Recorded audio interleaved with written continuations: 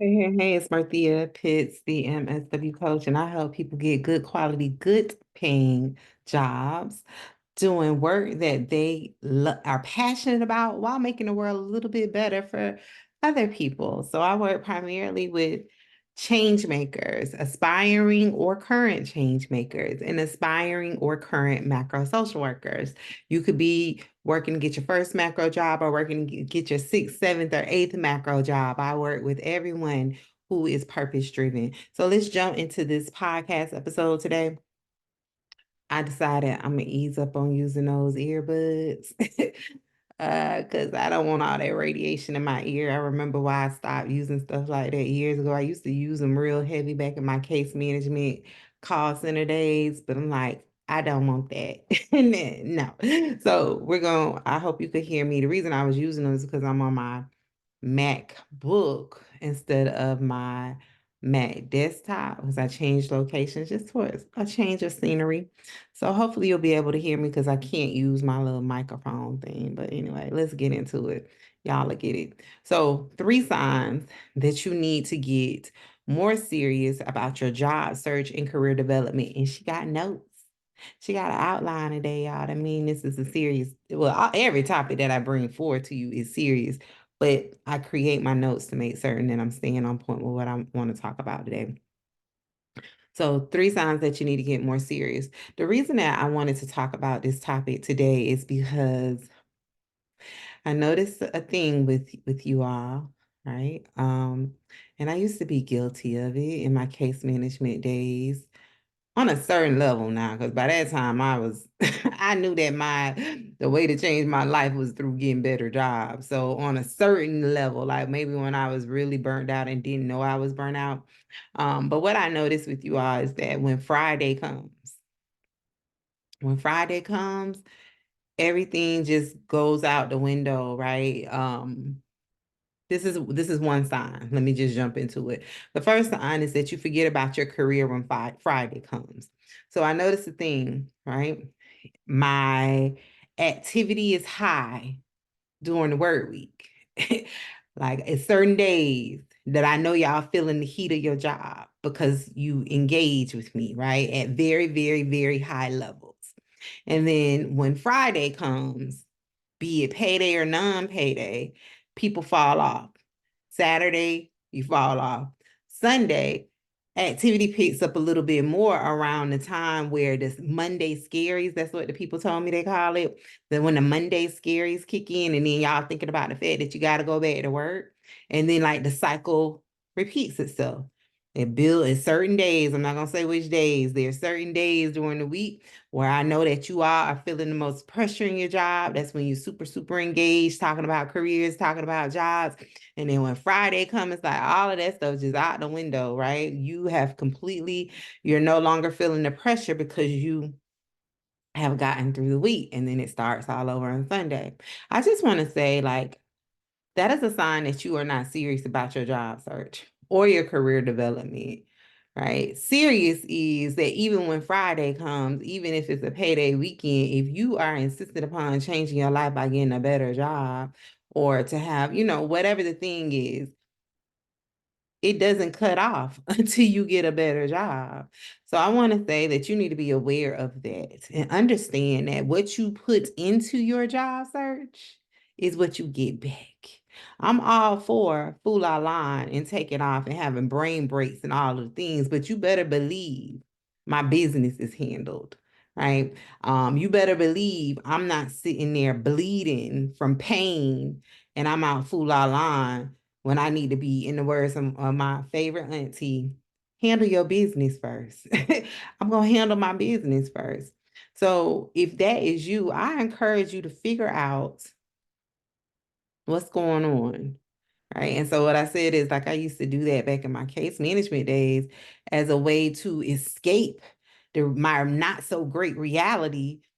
I would occasionally, right? And it's usually when I was in the midst of people who were not on the same like weren't on what I was on, and they were in the habit of escaping their not so great realities 24/7. It was during those days, if you want to be honest, right?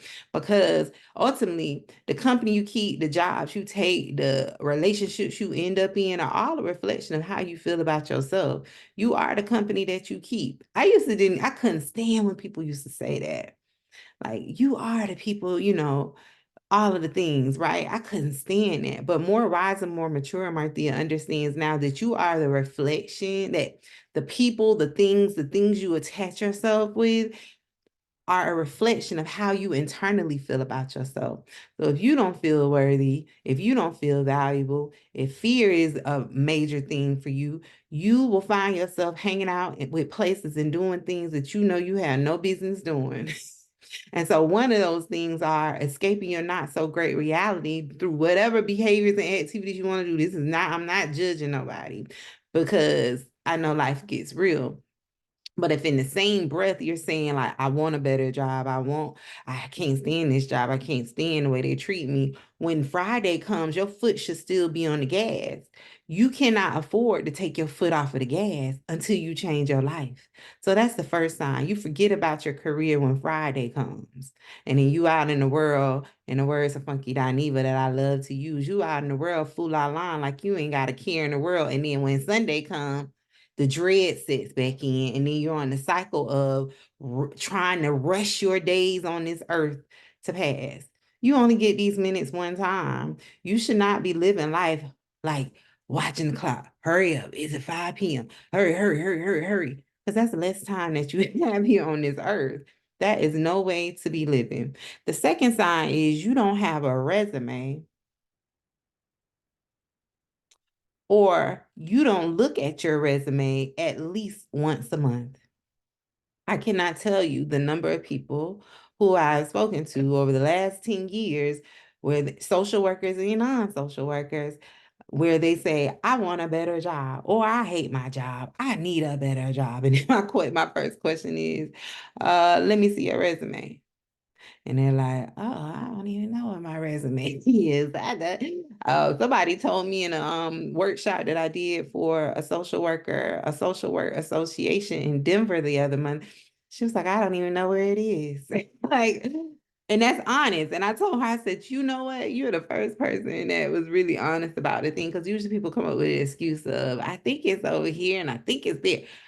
That is a sign. Like, you can't tell me you're looking for a job, and then when I ask you to, like, show your resume or talk to me about what's on your resume, you're like, I don't really remember what's on there. Like, in the words of one of my favorite YouTube auntie, you start looking up in the sky like an astronomer, trying to, like, what you looking up there for? I asked you a question. What is on the resume? And you have no clue because you haven't looked at it in years. That is a sign that you are not serious about your job search. You are not serious about your career development and bettering your situation. No, when I come on here and talk about careers, I'm not talking about being super saver professional, like super saver social worker. I'm talking about how careers, when it's your only source of income, can change your life. So, because that's what I use my career to change my life. And then over time, it became to change the world, right? But at first, we got to change your life, because you can only give from a place of wholeness and fullness. So, if you don't know where your resume is, if you don't have a resume, or if your resume is so outdated that your last job, your last 2 to 3 jobs are not on there, or if it's in like a PDF that you can't convert to a Word document to update your job, that's a problem. You are not serious, and you need to get serious. So everything that I'm telling you as a sign, the fix to it is doing the opposite of it. So if you forget about your career on Friday, this weekend, Friday, still put your foot on the gas, apply to one job. Saturday, take a break. Okay, that's great. Sunday, apply to a job. Don't just completely just fall off the face of the earth and forget about the thing, right? If you don't know where your resume is, or if you haven't looked at it more than one time this month, look at it more than once. Create you one. Those are the fixes, okay? So anytime I give you a sign, I'm telling you what to do, what to do to fix the problem. Sign number 3, you only apply to jobs once a month or when people share job posts with you. So what that means is that you are reactive, right? Because most likely you only go to look for that one job when your boss, I hate the word boss. I can't stand that word. I never liked that word. I don't even know why I use that. Is it? Ooh, I had to pause for. I can't stand that word. It's just so rooted in oppression. I can't stand that word. But anyway, supervisor. When your supervisor gets on your nerve, that's the only time you go and click apply. Someone used the term yesterday around revenge sleep. I'm gonna start using the term around revenge apply. That's when you start, and it probably is already a term, I don't know, but that's when you start revenge applying. That's when I'm writing that term down. That's when you start revenge applying, right? Oh, they have pissed me off. I'm going to apply for a job. And then once you come down off of your madness, or once you they let you go early for the day or gave you a pizza or a bagel party, you forgot all about that. You haven't applied to another job. Or the other part of that is that you only apply to jobs when people share them to you in Facebook groups, or if you see one on the internet. That's being reactive. If you're serious about your job search, you are going to be looking for the jobs. That's one of the things that I teach my career coaching clients, and that's why they are winning across the board, regardless of where they are in their career journey, is because I teach them how to go out and find their own opportunities, create their own opportunities. That essentially what they're doing is creating their own job opportunities. We don't wait for nobody to pass us a job post.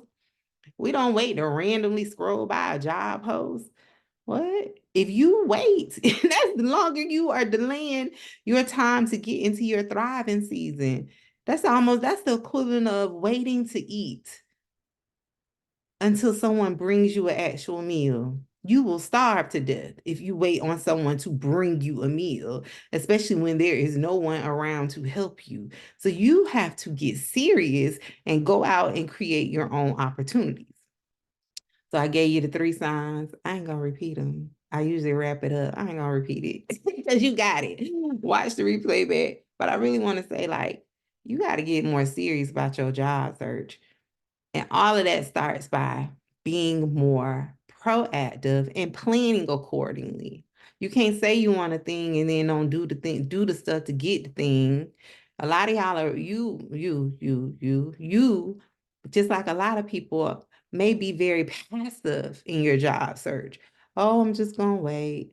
Oh, I'm waiting for my supervisor to see that that I do my work well to give me a promotion.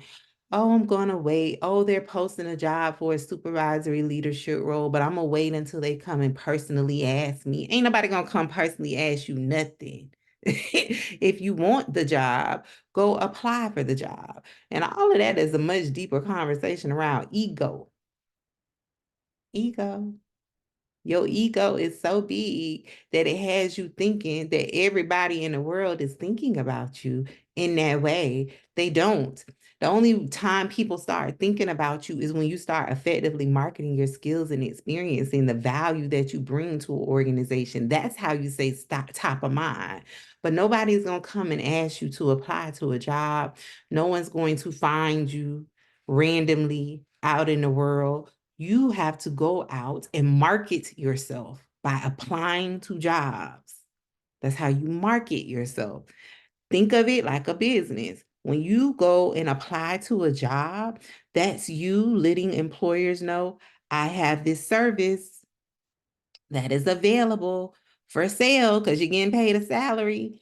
I have this service. This is what I do. This is how I connect to the thing. It's not like you are providing them a service and they're providing you with payment back.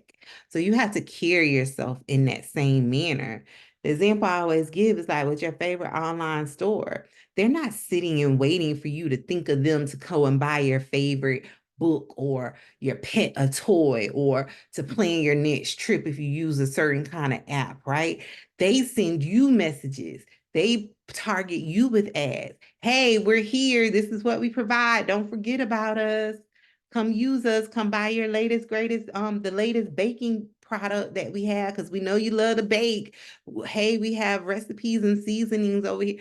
They are getting your attention. So you have to be in the job market the same way. You need to be in the face of employers. You need to be putting out your marketing materials, your resumes, your cover letters. And in order to do that, you have to get serious about your job search. Okay? All right. Okay. It's going to be okay. I know I probably touched a nerve. That's all right. I'm here to plant a seed. And like I always tell people at the beginning of any career coaching session, it is my job to challenge everything you thought you ever knew about to get a job, about getting a job. Because the truth is, the people have been lying to you. The people have been lying to you. And so I'm here to tell you, like, it's not as hard as you think it is. The biggest challenge, usually, depending on the situation now, workforce equity is very, very, very real, especially where I live. But a large percentage of the time, it may be you.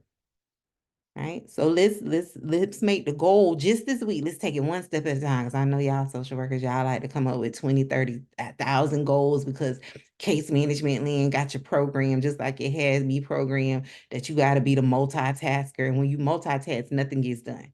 So the goal is to do one thing this week. Get serious about your job search. Figure out what one of those three things are you guilty of and work to do it a little differently. Leave me a comment down in the comment box if you're watching me on YouTube with your biggest aha moment, takeaway, or even an update. Because when I give y'all this stuff, this homework, these things I'm telling y'all, they work. People have got jobs from this stuff. Leave me a comment down in the comment box and tell me what you completed today as a part of this assignment. Did you, when Friday came, you hit apply on a job instead of just taking your foot off the gas? Did you pull out that resume and blow the dust off of it? Did you look it up? Did you start writing it? Did you at least format the paper of what you're gonna put on the resume?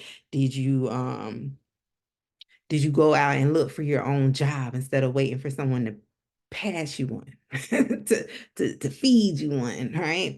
All right, I'll talk to y'all later. Make sure you click the link down in the episode show notes and visit Macro and Paid, MACRO, AND as in David, PAID, Macro and paid like money because we getting paid money over here with these jobs. Macroandpaid.com and grab my free e-course. I go into way more detail there about macro jobs, jobs for change makers. I talk about salary earning potentials. I talk about the types of industries, professions that do change making work, organizations, scopes of work, and more job titles. So y'all know y'all love a good job title. I give you some of those. They're all in there. I'll talk to y'all later. Happy macro career planning. Bye.